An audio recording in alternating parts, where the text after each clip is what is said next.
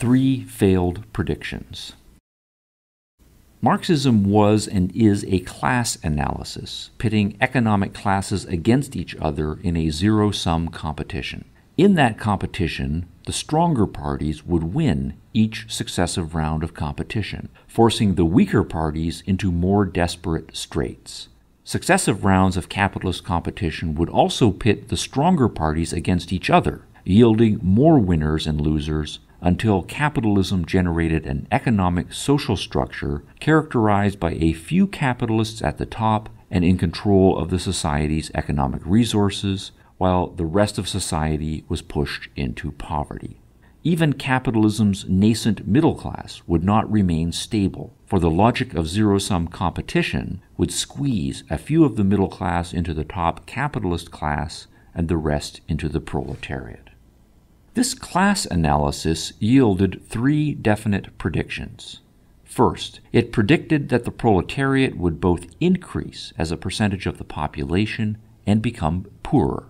As capitalist competition progressed, more and more people would be forced to sell their labor. And as the supply of those selling their labor increased, the wages they could demand would necessarily decrease. Second, it predicted that the middle class would decrease to a very small percentage of the population. Zero-sum competition means there are winners and losers, and while a few would consistently be winners and thus become rich capitalists, most would lose at some point and be forced into the proletariat.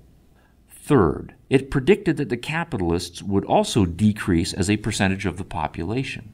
Zero-sum competition also applies to the competition among the capitalists, generating a few consistent winners in control of everything, while the rest would be forced down the economic ladder. Yet that was not how it worked out.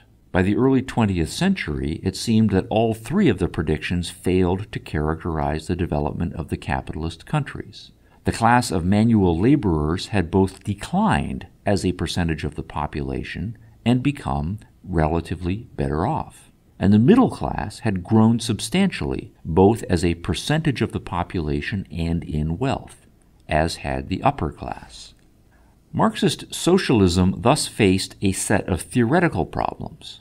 Why had the predictions not come to pass? Even more pressing was the practical problem of impatience. If the proletarian masses were the material of revolution, why were they not revolting? The exploitation and alienation had to be there, despite surface appearances, and it had to be being felt by capitalism's victims, the proletariat. So what was to be done about the decidedly non-revolutionary working class? After decades of waiting hopefully and pouncing on any sign of worker dissatisfaction and unrest, the plain fact was that the proletariat was not going to revolt anytime soon. Consequently, the waiting strategy needed to be rethought.